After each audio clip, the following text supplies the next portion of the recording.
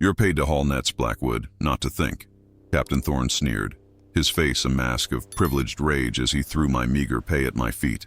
The splintered wood of the Hatteras dock felt cold beneath my worn boots, the entire crew watching in silence as he publicly blamed me for his own mistake. He was the captain, a man who'd inherited his boat, and I was just the bad luck he could cast aside. That shame pushed me out onto the choppy sound in my tiny skiff, desperate for a catch just to eat. That's when I saw it, a heavy olive-drab metal canister bobbing in the waves, sealed tight with rust. It looked like something lost from a forgotten war, a secret the Atlantic was trying to give up. Would you have the courage to approach it? Subscribe and tell me where you're watching from. My name is Silas Blackwood. I'm 42, but if you look at the lines etched around my eyes and the salt and pepper in my beard, you'd probably guess a decade older. That's what the sea does to you out here in the Outer Banks. It weathers you down like driftwood. Fishing isn't just a job for me, it's the only life I've ever known. It's in my blood, passed down from my father and his father before him. They taught me to read the water, to feel the shift in the wind, to know the bottom of the sound like the back of my own calloused hand. I live in a small shack that leans a little more to the east every year, where the smell of salt and mildew is a permanent resident. My life is a simple, repeating rhythm. Wake before the sun, work until my muscles scream, sleep, and do it all over again. It's a hard life, an honest one, but it's a life lived on your knees, especially when you work for a man like Captain Marcus Thorne. Thorne wasn't a fisherman. He was a businessman who inherited a fishing boat. He had soft hands and a cruel mouth. To him, the ocean was just a bank, and I was just a tool to make withdrawals. For years I endured his special brand of contempt. He'd mock the patched-up state of my boots in front of the crew. If a storm rolled in unexpectedly, it was somehow my fault, my bad luck scaring the fish away. He'd hold my pay for an extra day or two, just because he could, enjoying the quiet desperation in my eyes. He called me Blackwood, never Silas, saying my name like it was something he'd scraped off the bottom of his shoe. The worst part was the silence from the other men. They'd look away, studying the rigging or the horizon, their silence making me feel even more isolated. They had families to feed, and Thorne's favor was as fickle as the weather. I couldn't blame them, but it didn't make the loneliness any less bitter. I just kept my head down, did my work, and told myself that a man's worth isn't measured by another's words. But day after day, his words were like water torture, a constant drip of disrespect that wears you down to the bone. The final day was a Tuesday, with a gray, angry sky threatening a squall. The engine on Thorne's boat, the Sea Queen, had been making a rattling noise all morning. It was a sound I knew, a deep mechanical sickness. I told him we should head in, that the sound was getting worse. He just laughed, a short barking sound. "You're paid to haul nets, Blackwood, not to think," he sneered, his voice carrying over the wind. "Your bad luck is probably what's spooking the engine." An hour later, miles from shore with the nets full, the engine seized with a final, grinding scream. We were dead in the water. We lost the entire catch, and the tow back to Hatteras cost Thorne a fortune. Standing on the dock that afternoon, the air thick with the smell of diesel and failure, Thorne made his theater of cruelty. In front of the entire crew, in front of men I'd known my whole life, he pointed a finger at me. He shouted about my incompetence, my bad luck, my inability to follow simple orders. He made it my fault. Then he pulled a crumpled wad of cash from his pocket, my meager pay for 2 weeks of backbreaking work, and threw it at my feet. The bills scattered on the wet, splintered wood. "There," he spat, his face red with a rage that was all about his own bruised ego. "Now get off my dock." I stood there for a long moment, the world shrinking down to just those scattered bills and the silent, watching eyes of the crew. I didn't say a word. I just bent down, slowly, my knees cracking, and picked up my money. The shame was a physical thing, a hot, heavy weight in my chest. I walked away from the docks that day feeling like a ghost. My shack felt colder and damper than usual. The silence was deafening. With no job and rent due, a familiar cold panic began to creep in. I couldn't just sit there. I couldn't let him break me completely. So I did the only thing I knew how to do. I took my own boat, a tiny beat-up skiff with a motor that coughed more than it ran, out into the choppy sound. I wasn't looking for a big haul. I wasn't looking for treasure. I was just looking for a few fish for dinner, something to fill the gnawing emptiness in my stomach. The waves slapped against the hull, spraying cold salt in my face. The gray sky seemed to press down on me, heavy with my own failure. And it was out there, in that moment of absolute hopelessness, that I saw it. It wasn't the silver flash of a fish. It was something else, something dark, solid, and utterly out of place, bobbing in the restless gray waves. A heavy olive-drab metal canister, sealed tight with rust and time, like a secret the Atlantic was finally ready to give up. It looked old, military, and dangerous. My first instinct was to steer clear, to leave it to the currents. But I was a man with nothing left to lose. What would you do? Would you have the courage to get a closer look, to pull a forgotten secret from the water? Subscribe, and let me know where you're watching from. The canister just sat there bobbing in the gray chop, indifferent to my existence. My first thought, the one that came from a lifetime of knowing the sea's cruel tricks, was to turn around. The Atlantic is a graveyard, and you don't go poking at its tombstones. Things lost at sea are usually lost for a good reason. It could be unexploded ordnance from some long-forgotten war, a chemical drum leaking poison, or just a piece of junk that would snag my last good net. The sensible part of me, the part that had kept me alive for 42 years, was screaming to throttle up and head for shore. Forget you ever saw it, Silas. Just go home. But home was an empty shack with a leaking roof and a landlord who didn't take excuses. Home was the lingering taste of Thorne's humiliation. What was I going back to? An empty pantry and the four walls that had watched me slowly shrink over the years. I killed the motor, and the sudden silence was deafening, broken only by the slap of waves against the hull and the cry of a lone gull overhead. I was adrift, in every sense of the word, and in that silence, another voice started to whisper. It wasn't the voice of sense. It was the voice of desperation. The voice of a man who'd had his dignity thrown at his feet along with a few crumpled bills. "What do you have to lose?" it asked. Thorne had already taken my job. The sea had taken my father. Life had taken nearly everything else. All I had left was this beat-up skiff and a body full of aches. The canister didn't look like a treasure chest, but it looked like something. And right then, something was infinitely better than the nothing I had.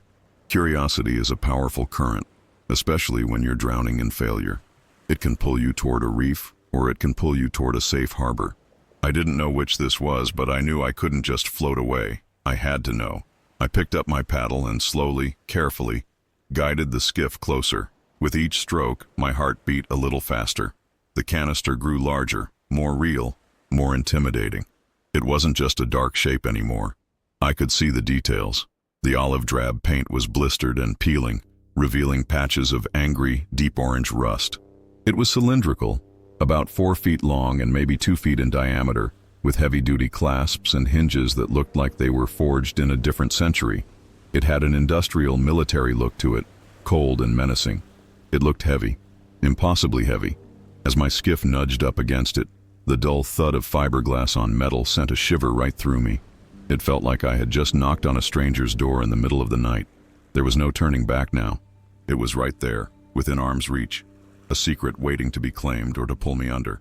My first attempt to move it was a joke. I leaned over the side and tried to get a handhold, but the rusted metal was slick with algae. My fingers slipped, and I almost pitched headfirst into the cold sound. The thing didn't budge. It was like trying to lift a boulder. I sat back, my breath coming in short, sharp bursts. This was stupid, a fool's errand. I should have listened to that first instinct, but then I saw Thorne's face in my mind. That smug, cruel sneer. I heard his words again. "You're paid to haul nets, Blackwood, not to think." A hot surge of anger, pure and clean, burned away the fear. I would not be beaten by a piece of floating metal. I wasn't thinking, I was doing. I was a fisherman. My life was about leverage and rope and fighting against dead weight. I grabbed my longest gaff, the one with the sharp steel hook I used for pulling in large drum. I looped the end of a thick mooring rope through a cleat on the skiff, then tied the other end around the gaff's handle, fashioning a crude winch. My plan was as simple as it was dangerous.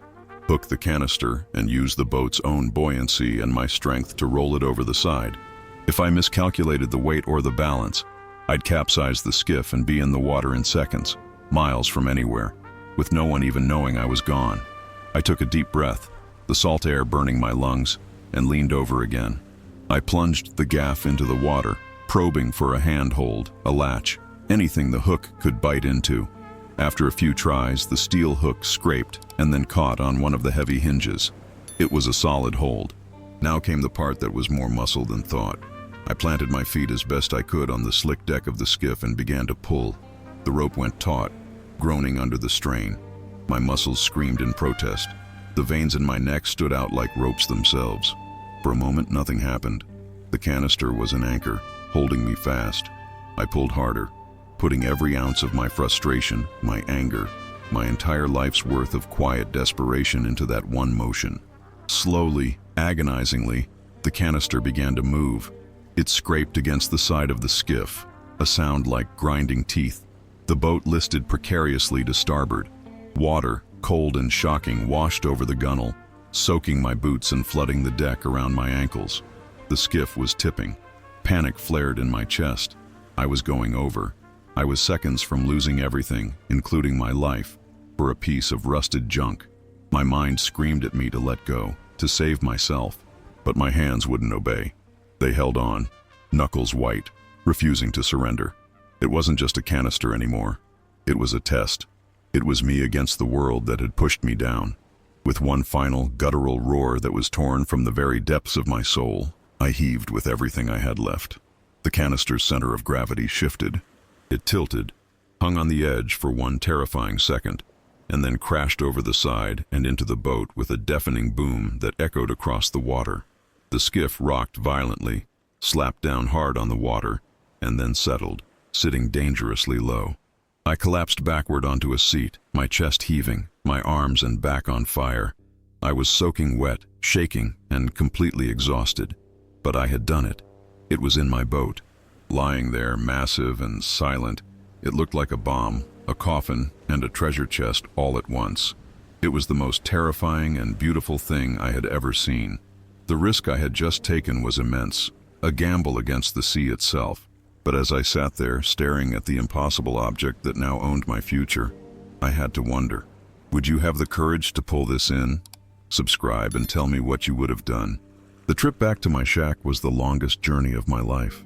Every wave that slapped against the hull felt like a hand trying to reclaim its secret, trying to pull me and my impossible prize down into the cold, dark water.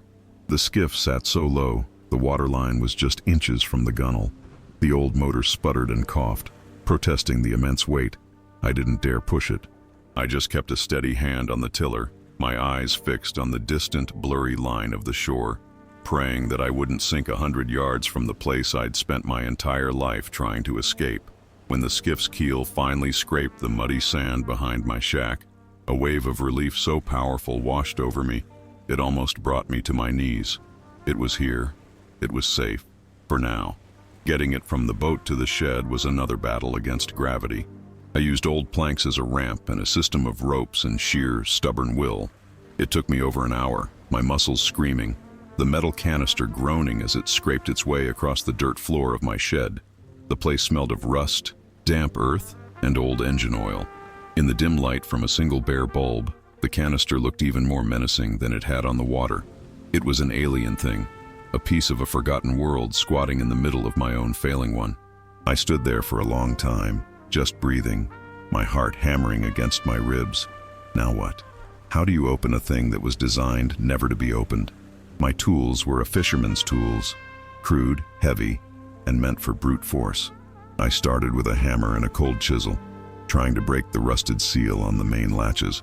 The sound was deafening in the small space, a high-pitched ping of steel on steel that made my teeth ache. Sparks flew, but the rust and the metal held. After half an hour of this, my hands were numb, and all I had to show for it were a few new dents and a pile of orange dust on the floor. Frustration began to curdle into despair. Maybe this was it. Maybe this was the sea's final, cruel joke, to show me a locked door but never give me the key. But then I saw Thorne's face again, that look of utter contempt. No, I would get this open. I pulled out my old angle grinder. The tool was heavy, loud, and dangerous, but it was my last resort. I put on a pair of cracked safety glasses, took a deep breath, and pulled the trigger. The grinder shrieked to life, a mechanical scream that filled the world. I touched the spinning disc to the thickest of the hinges.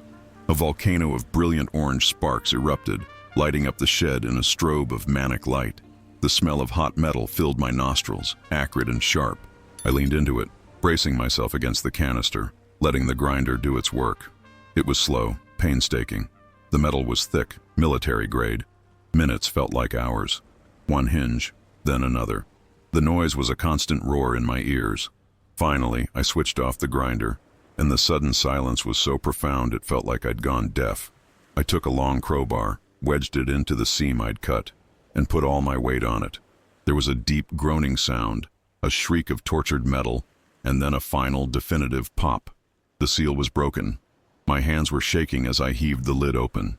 It was incredibly heavy, and it opened with a hydraulic hiss, like it was taking its first breath in 50 years. I peered inside, my eyes struggling to adjust to the darkness within. There was no treasure chest glow, no pirate's booty. The inside was lined with thick, oil-soaked canvas, packed tight. It smelled old, like a tomb. My heart sank. Was it just old machinery? Rags? Military supplies rotted by time? I reached in, my fingers closing around a hard, rectangular shape wrapped in the canvas. I pulled it out. It was heavier than any rock or piece of metal I had ever held for its size. The weight of it was shocking, unnatural. I unwrapped the musty canvas, and then I saw it. It wasn't a bright, gaudy yellow like in the movies. It was a soft, dull, buttery gleam. A solid bar of gold sitting in the palm of my calloused hand. It felt cool to the touch, dense and real. Stamped into its surface was a strange insignia I'd never seen before. An eagle with its wings folded, clutching a key instead of arrows. I just stared. I couldn't process it. I reached back into the canister and pulled out another and another. They were stacked in perfect rows, each one wrapped in canvas, each one impossibly heavy. I lined them up on my workbench, my hands moving as if in a dream. 10, 20, 50, 100. The canister was full of them. 150 gold bars, each one a little over 27 pounds. I sat down hard on an overturned bucket, the world tilting on its axis. I had no idea what gold was worth. Not really. I grabbed my old fish scale, the one I used to weigh trophy catches, and hooked it onto one of the bars. The needle swung hard, settling just over 27 pounds. 27 pounds. I fumbled for the old, cracked smartphone I kept for emergencies, my fingers barely able to type. I searched for the current price of gold per ounce. The number that came back didn't make sense. I did the math once, then twice, then a third time, scribbling the figures on a dusty piece of plywood with a carpenter's pencil. The numbers kept getting bigger, expanding beyond my comprehension. Each single bar was worth over $500,000. I looked at the 150 bars lined up on my workbench. It wasn't millions. It was... I did the final calculation, and my breath caught in my throat. $85 million. More. $85 million sitting in my leaky, rotting shed. I started to laugh. It wasn't a happy sound. It was the sound of a man's entire reality shattering into a million pieces. The next morning, I walked into town to buy coffee, just to feel normal. I must have looked like a ghost because people were staring. And then I saw him. Captain Thorne was standing by the fuel pumps, berating some new kid who hadn't coiled a rope to his satisfaction. He saw me, and a familiar sneer spread across his face. "Well, look what the tide dragged in," he said, his voice loud enough for everyone to hear. "Blackwood, still haven't found a real job? Or did you just come down to the docks to wish you had one?" The old me would have flinched. The old me would have looked at the ground and walked away, the shame burning in my gut. But I just looked at him. I saw his expensive boots, his clean jacket, his inherited boat, and I knew that all of it, everything he was and everything he owned, was just a fraction of what was currently sitting on my workbench. I held his gaze, and for the first time in my life, I didn't feel small. I felt a cold, quiet power settle in my bones. I didn't say a word. I just gave a slow, small smile and kept walking. The look of confusion on his face was more satisfying than any words I could have said. But as I walked away, the weight of that gold felt heavier than ever. This wasn't a lottery ticket. That strange insignia on the bars was a question mark, a warning. This fortune had a history, and that history might still be looking for it. I had the wealth to change my life, but it came with a risk that could end it. What would you do if you were in my place? Subscribe and let me know. That $85 million laugh in my shed was the last sound the old Silas Blackwood ever made. The man who stood up from that overturned bucket was someone else entirely. He was a ghost, a custodian of a secret so massive it threatened to collapse the flimsy structure of his world. For 2 weeks I did nothing. I barely ate. I'd just sit in the shed, in the dim light of that single bulb, and stare at the bars. They didn't feel like a blessing. They felt like a burden, a test I didn't know how to pass. Every car that drove down my dirt road was the government. Every knock at the door was an owner, come to reclaim what was theirs with a violence I couldn't imagine. My paranoia was a living thing, breathing in the damp, salty air. But the memory of Thorne's face, of his boot near my scattered pay, was a sharper fear. The fear of going back to that life was worse than the fear of this new one. I knew I couldn't sell it here, not even one bar. The Outer Banks is a place of long memories and longer gossip. So I did what I had to. I took one bar, just one, wrapped it in oily rags and hid it in the false bottom of an old cooler. I drove for 6 hours, north to Richmond, a city where my weathered face and calloused hands would be anonymous. I walked into a discreet high-end jeweler and coin exchange, a place I'd found online that advertised buying estate gold. My heart was a drum against my ribs. I felt like every person on the street could see the impossible weight in my cooler. The man behind the counter had soft hands and suspicious eyes. He took the bar to a back room. The silence while I waited was the loudest thing I'd ever heard. He came back, his expression unreadable. He tested it, weighed it, and then quoted me a number that made the air go thin. He didn't ask where I got it. He didn't care. The rich have their own secrets. An hour later, I walked out of that building with a cashier's check in my pocket for over $570,000.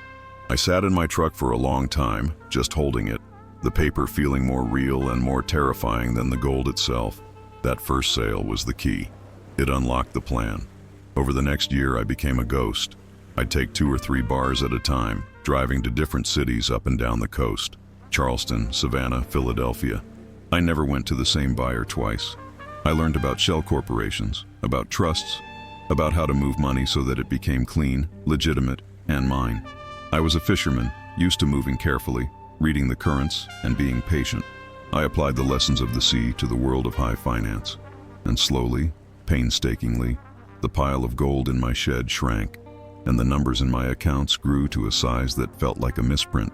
After a year, it was done. The last bar was sold. The canister, which I cut into unrecognizable pieces and buried deep in the swamp, was gone. The secret was safe. The $85 million fortune was mine. I came back to Hatteras. I didn't arrive in a fancy car or wearing a suit. I came back in my old truck wearing the same worn boots. But something had changed. The slump in my shoulders was gone. I looked people in the eye. I bought my little shack outright, tore it down, and had a modest, strong house built in its place, one that wouldn't lean in the wind. I bought a new boat. Not a yacht, but a beautiful 40-foot workboat with the best engine money could buy. I named her The Answer. The whispers started, of course. People figured I'd hit a lottery or gotten a big inheritance. I just let them talk. I started my own fishing charter business, hiring the same men who had stood by and watched Thorne humiliate me. I paid them well, treated them with respect, and they worked harder for me than they ever did for him. We became the most successful crew on the island. The day I knew it was truly over was about 6 months after I returned. I was standing on the main dock, the one Thorne thought he owned, watching my crew unload a massive catch of tuna. Thorne's boat, the Sea Queen, was tied up nearby, looking rust-streaked and neglected.